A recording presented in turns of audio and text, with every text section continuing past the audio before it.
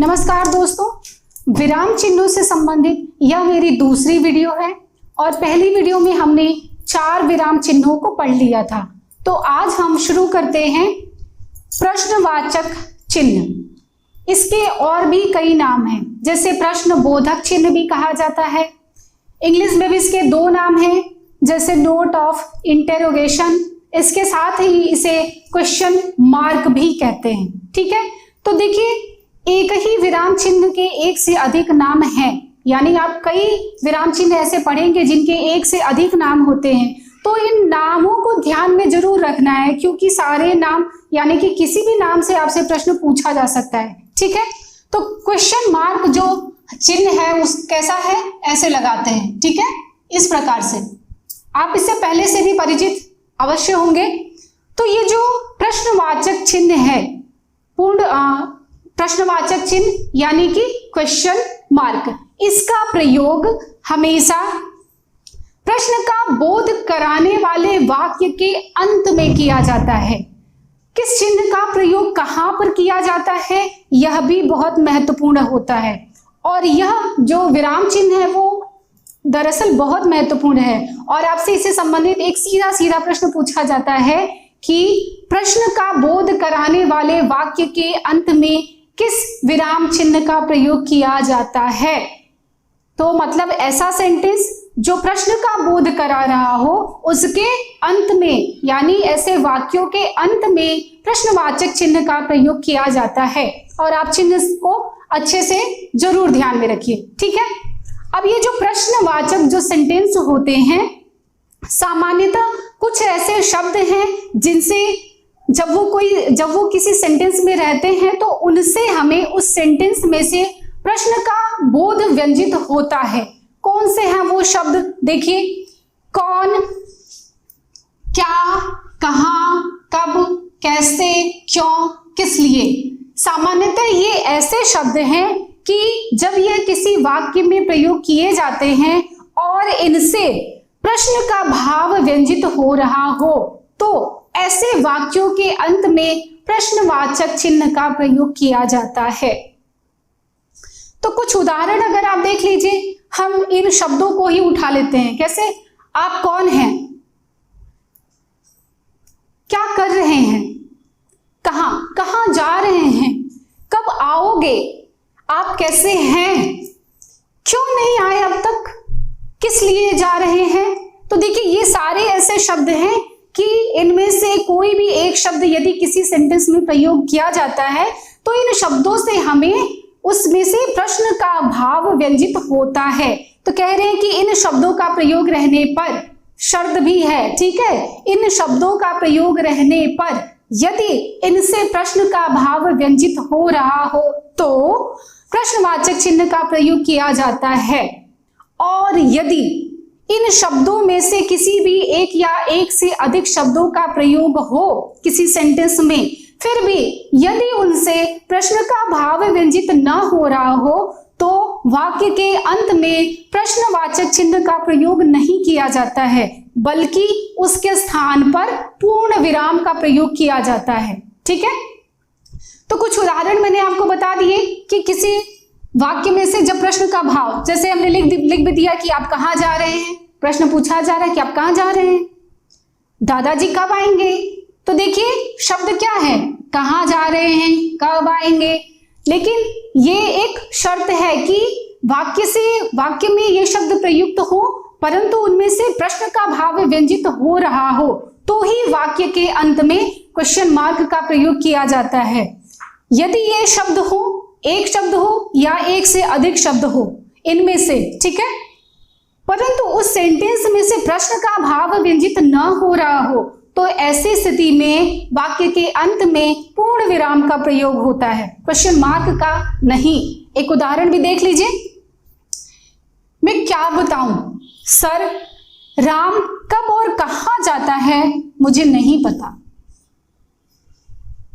बहुत साधारण सा सेंटेंस है कि मैं क्या बताऊं सर, राम कब और कहां जाता है मुझे नहीं पता।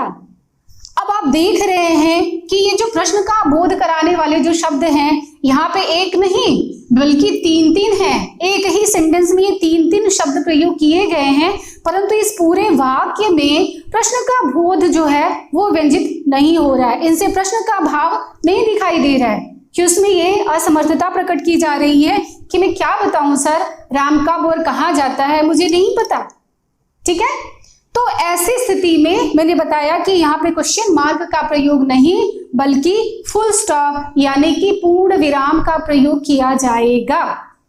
अब किसी सेंटेंस को पहचानने भी आपको जरूर आना चाहिए कि किस प्रकार का सेंटेंस है। अगर आपको ये सेंटेंस दे दिया जाए और पूछा जाए, लास्ट में कोई भी विराम चिन्ह न लगाए और पूछा जाए कि इस वाक्य में किस विराम चिन्ह का प्रयोग किया जा सकता है, तो आपको सेंटेंस को पहचानने भी आना चाहिए। ठीक है, नेक्स्ट है विस्मयादिबोधक चिन्ह। इसका एक और नाम है जिसे संबोधन चिन्ह भी कहते हैं, परंतु इनका जो प्रयोग है वो अलग अलग स्थानों पर होता है।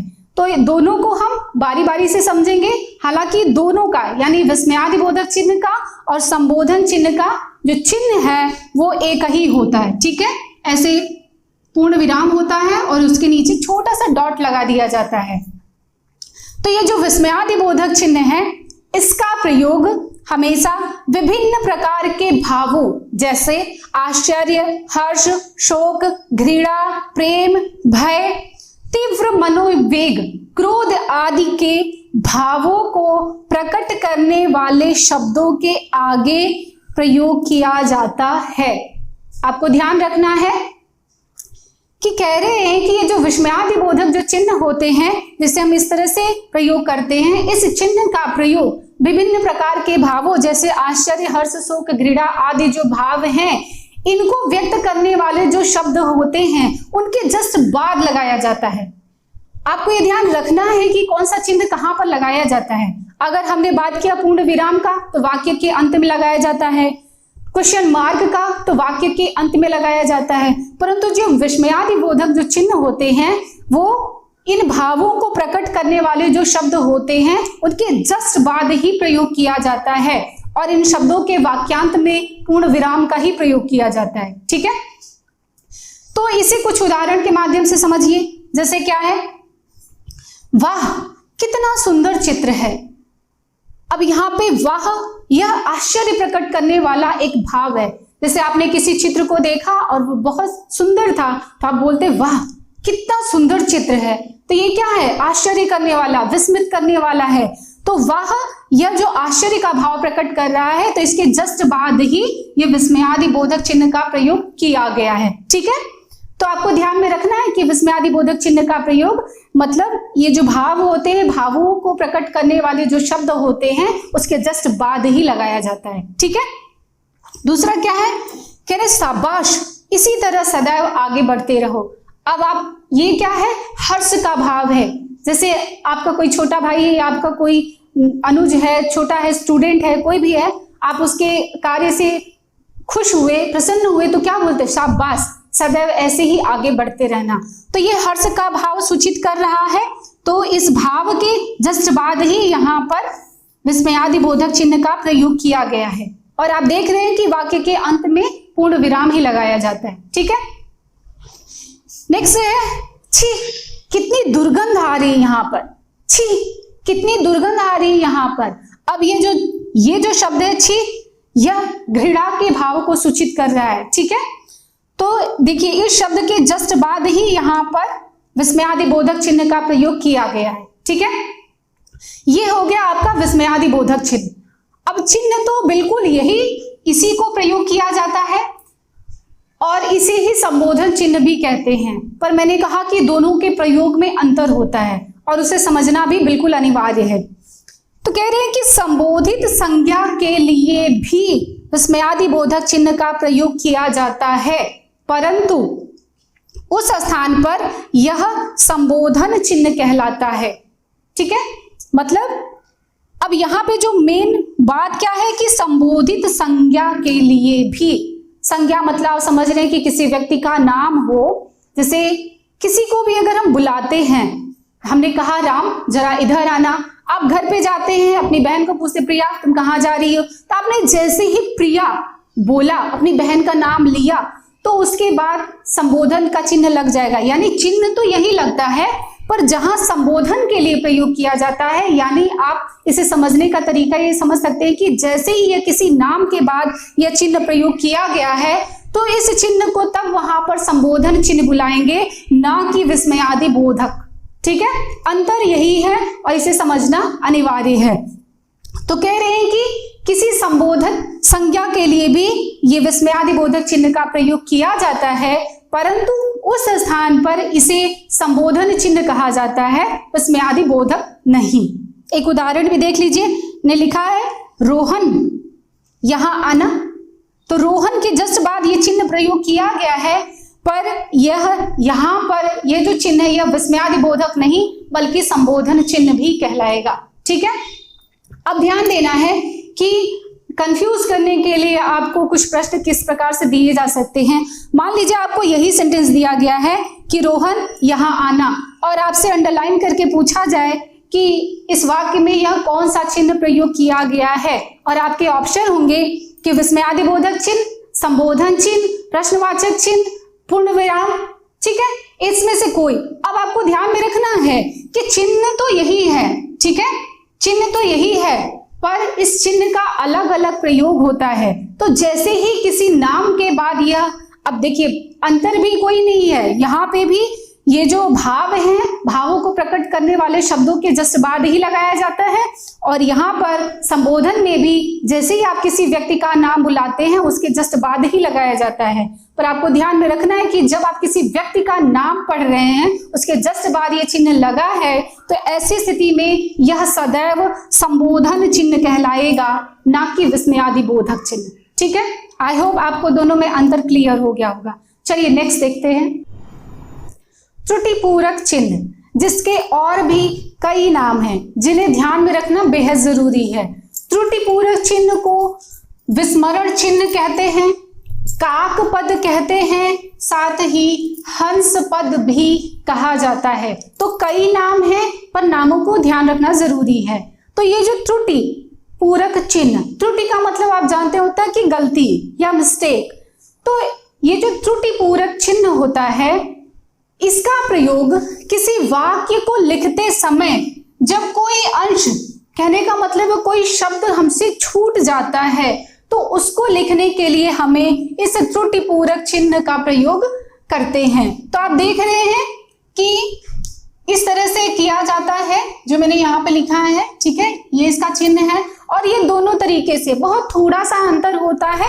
बिल्कुल आप देख रहे हैं कि जैसे एक ऐसे करके ऐसे भी लगाया जाता है, और कहीं कहीं लोग थोड़ा सा सुविधा के चलते इस तरीके से। तो इनमें से किसी भी तरीके को आप प्रयोग कर सकते हैं। तो हम कोई भी वाक्य जब लिखते हैं, जैसे एक उदाहरण देखिए, मैंने लिखा है मुझे लिखना था कि मोहन बहुत अच्छा लड़का है। अब मैं लिख रही थी तो मुझसे मिस्टेक हुआ, मैंने लिख दिया मोहन बहुत लड़का है। अब अच्छा शब्द मुझसे छूट गया है, तो अब हम क्या करेंगे, यहां पर हम ऐसे त्रुटि पूरक चिन्ह का प्रयोग करेंगे बीच में, और जो शब्द, जो अंश छूटा होता है उसे हमेशा ऊपर लिखा जाता है। तो अब हम यहाँ पे लिख देंगे अच्छा। ठीक है, कि मोहन बहुत अच्छा लड़का है। ऐसे आप कोई भी शब्द मतलब कोई भी सेंटेंस लिख रहे हो, यदि उसमें आपका कोई एक अंश, कोई एक शब्द छूट जाए लिखने में, तो आप ऐसे त्रुटि पूरक चिन्ह का प्रयोग करेंगे जहां पे वो शब्द छूटा है। ठीक है, तो हमने लिखा मोहन बहुत, अब यहाँ पे अच्छा होना चाहिए था, तो ये चिन्ह लगाएंगे, और ध्यान रखिएगा कि शब्द हमेशा ऊपर लिखा जाता है, नीचे नहीं लिखेंगे। ठीक है, नेक्स्ट है पुनरुक्ति सूचक चिन्ह। पुनरुक्ति का मतलब ये होता है कि पुनः आना। ठीक है, तो पुनरुक्ति सूचक चिन्ह को और भी क्या कहते हैं, अनुवृत्ति, अनुवृत्ति चिन्ह। तो ये जो पुनरुक्ति सूचक चिन्ह है, इसका सिंबल आप देख रहे हैं कि ऐसे जो हमारा कॉमा होता है, बिल्कुल डबल कॉमा जैसे हम लगा दें वैसे ही लगाया जाता है। तो ये जो पुनरुक्ति सूचक चिन्ह जो होता है वो कहाँ पे प्रयोग किया जाता है, तो जब हम किसी वाक्य को लिखते हैं, तो वाक्य को लिखते समय जब एक ही शब्द को बार बार ठीक नीचे लिखना पड़े, तो ऐसी जगह पे पुनरुक्ति सूचक चिन्ह का प्रयोग किया जाता है। अब इसमें एक तरीके से आप कह सकते हैं कि शर्त होती है। जैसे आप एक सेंटेंस लिख रहे हैं, कोई शब्द है जो उसके दूसरे सेंटेंस में भी बिल्कुल उसके ठीक नीचे आए, तो ही इस चिन्ह का प्रयोग किया जाता है। सामान्यतः इसका प्रयोग जैसे हम कुछ व्यक्तियों के नाम की लिस्ट बना रहे हैं, या कोई भी सेंटेंस ऐसा हम लिख रहे हैं जिसमें एक शब्द बार बार, पर ध्यान रहे कि वह शब्द उसके ठीक नीचे ही प्रयोग हो रहा हो, तब हम इस चिन्ह का प्रयोग करते हैं। उदाहरण देखिए, जैसे हमें 3 ये आचार्य लोगों के नाम लिखने हैं, ठीक है, तो हमने क्या लिखा, आचार्य महावीर प्रसाद द्विवेदी। अब फिर आया है आचार्य हजारी प्रसाद द्विवेदी, तो अब हम इस चिन्ह का प्रयोग यहाँ पर कर सकते हैं, आचार्य, ठीक है, क्योंकि यहाँ पर भी आचार्य हमें लिखना है। प्रसाद और द्विवेदी के नीचे भी हम यूज कर सकते हैं, ठीक है। फिर हमें लिखना है आचार्य रामचंद्र शुक्ल, तो हमने वापस इस चिन्ह का प्रयोग किया और हमने सिर्फ रामचंद्र शुक्ल लिख दिया, ठीक है। इसे आप एक और उदाहरण के माध्यम से समझ सकते हैं। जैसे कि अगर मान लीजिए आपको 5 डॉक्टरों के नाम लिखने, कुछ आप लिस्ट बना रहे हैं, तो आप सपोज कर लीजिए कि ये आचार्य नहीं बल्कि आपने यहाँ पे लिखा है डॉक्टर, ठीक है। डॉक्टर को हम शॉर्ट में इस तरह से लिख देते हैं, ठीक है, डॉक्टर। अब जो डॉक्टर के नाम है, लिस्ट है, क्या है, डॉक्टर महावीर प्रसाद द्विवेदी, तो फिर हमें लिखना है doctor Hazari Prasad Dwivedi, doctor Ramchandra Shukla, doctor प्रशांत, डॉक्टर रिया। तो हमने एक बार डॉक्टर लिखा, उसके नीचे ये पुनरुक्ति सूचक चिन्ह का प्रयोग करते गए, तो ये आपका इस तरीके से प्रयोग किया जाता है, ठीक है। नेक्स्ट है आपका निर्देशक चिन्ह, जिसे हम कहते हैं डैश, और आप इसका निशान देख रहे हैं, इसका चिन्ह कैसे लगाया जाता है, तो ये हमारी स्लीपिंग लाइन होती है, ठीक है। इसके और भी कई नाम हैं, इसे कहते हैं रेखा चिन्ह, संयोजक चिन्ह कहते हैं, सामासिक चिन्ह भी कहा जाता है। तो नाम कई सारे हैं, तो नामों को ध्यान रखना जरूरी है। आपने हमेशा डैश पढ़ा या निर्देशक चिन्ह है, पर कहीं आपसे पूछ दिया जाए कि सामासिक चिन्ह कौन सा होता है, तो ये आपको ध्यान में रखना है कि सामासिक चिन्ह का मतलब भी निर्देशक चिन्ह ही होता है, ठीक है।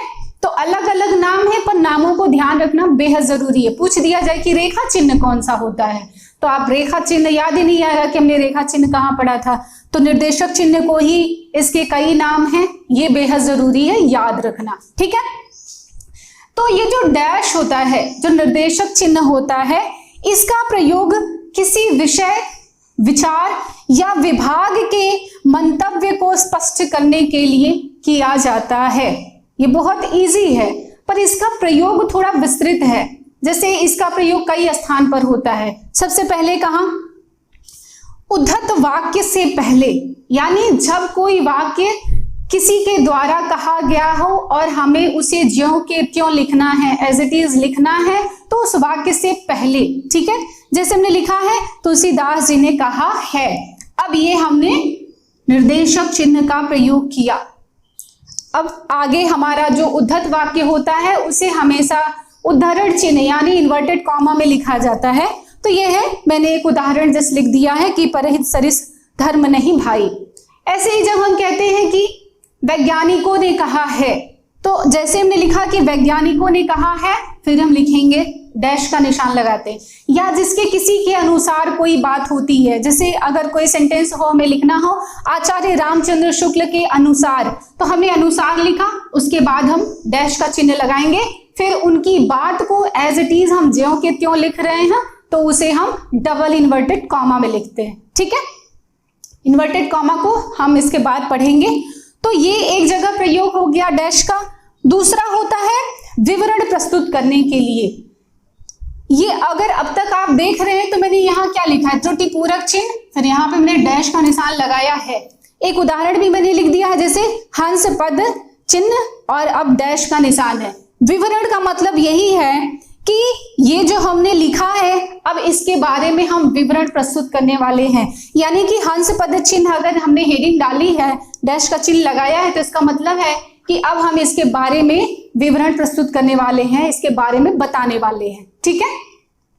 एक और जगह प्रयोग किया जाता है जैसे यथा एवं उदाहरण आदि शब्दों के बाद, यानी जब हम कोई एग्जाम्पल देते हैं, एग्जाम्पल हमने लिखा, उसके बाद डैश का चिन्ह लगाते हैं, फिर आगे अपने एग्जाम्पल को लिखते हैं।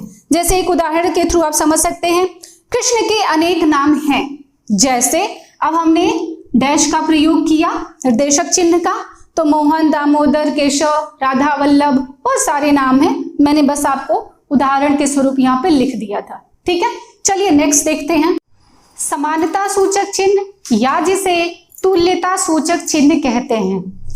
अब देखिए, आपको नाम से स्पष्ट है समानता दर्शाने के लिए, या तुल्यता का मतलब होता है तुलना को दर्शाने के लिए। तो आप पहले इसका चिन्ह देख लीजिए इस तरीके से, जैसे ये दो हम ऐसे बराबर का चिन्ह लगाते हैं ना, आप यूं समझ सकते हैं कि जैसे जब हम मैथ में प्लस माइनस के बाद हम ये चिन्ह का प्रयोग करते हैं, तो बिल्कुल यही चिन्ह है। तो अंकों में भी इसका प्रयोग किया जाता है। तो ये जो समानता या जिसे तुल्यता सूचक चिन्ह भी कहते हैं, किसी शब्द के मध्य समानता को दर्शाने के लिए, साथ ही तुलना को दर्शाने के लिए अर्थात तुल्यता को दर्शाने के लिए इस चिन्ह का प्रयोग किया जाता है। ठीक है, आप देख सकते हैं कुछ उदाहरण, जैसे रात्रि, और हमने इस चिन्ह का प्रयोग किया है निशा। तो रात्रि और निशा दोनों का अर्थ एक ही होता है, रात्रि को ही निशा भी कहते हैं। तो ये समानता को प्रकट कर रहा है। बिल्कुल ऐसे ही अचला अर्थात पृथ्वी को कहा जाता है, तो ये भी समानता को प्रकट करने वाला है। तो बीच में हमने इस चिन्ह का प्रयोग किया है। ठीक है, अब ये देखिए, दिन और इसका अपोजिट है रात।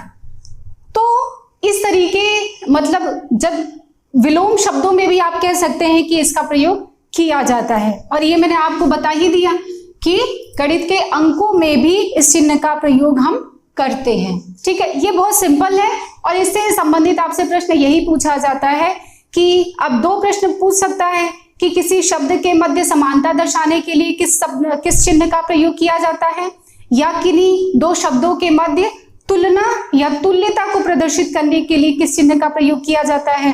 तो दोनों ही के लिए इसी चिन्ह का प्रयोग किया जाता है। ठीक है, नेक्स्ट है आपका दीर्घ उच्चारण चिन्ह। ये बहुत महत्वपूर्ण है। ठीक है, और इसे एक दूसरा नाम है जिसे प्लुत चिन्ह भी कहते हैं। और इसका चिन्ह कैसे लगाया जाता है वो देख लीजिए, थोड़ा सा एस टाइप से होता है, पर ऐसे करके ऐसे लगाया जाता है। ठीक है, इस तरीके से। तो ये जो दीर्घ उच्चारण चिन्ह है, जब वाक्य में किसी शब्द विशेष के उच्चारण में अन्य शब्दों की अपेक्षा अधिक समय लगता है, तो वहां पर ये दीर्घ उच्चारण चिन्ह या जिसे हम प्लुत चिन्ह कहते हैं, इसका प्रयोग किया जाता है। जैसे एक शब्द है, हम बोलते हैं ओम, तो आप देखिए कि हम जो ओ बोल रहे हैं उसका उच्चारण में हमें सबसे ज्यादा समय लग रहा है, तो उसके जस्ट बाद ही इस चिन्ह का प्रयोग किया जाता है। प्लुत चिन्ह कह सकते हैं या फिर दीर्घ उच्चारण चिन्ह।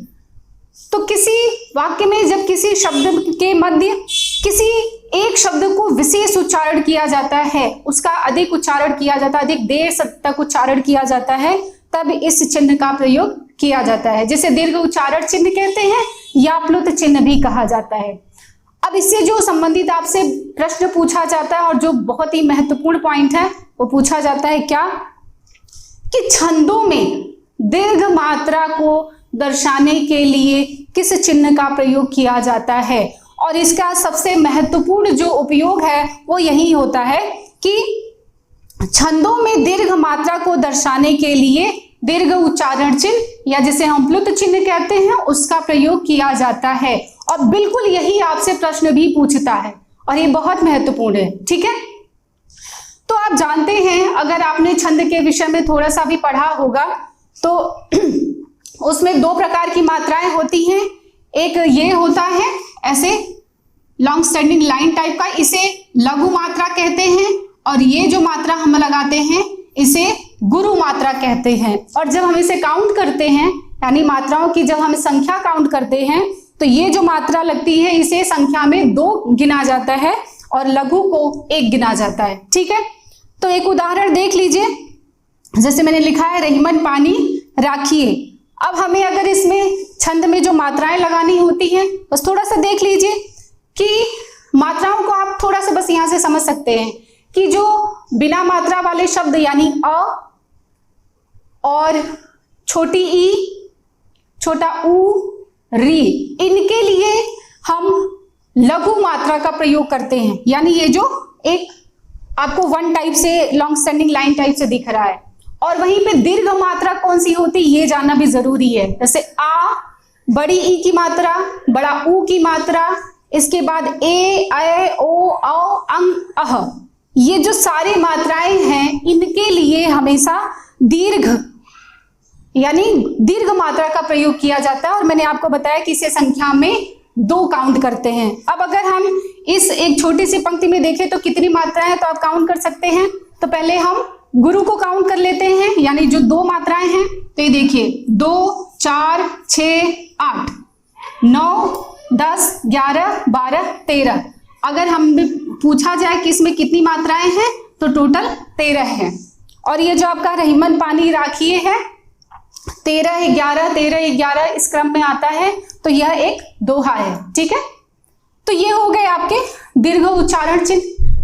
तो अब तक हमने टोटल 11 विराम चिन्हों को सीख लिया है। आज की वीडियो में बस इतना ही। नेक्स्ट वीडियो में इसके बचे हुए जो शेष बचे हुए विराम चिन्ह हैं उनके विषय में पढ़ेंगे। तब तक के लिए धन्यवाद।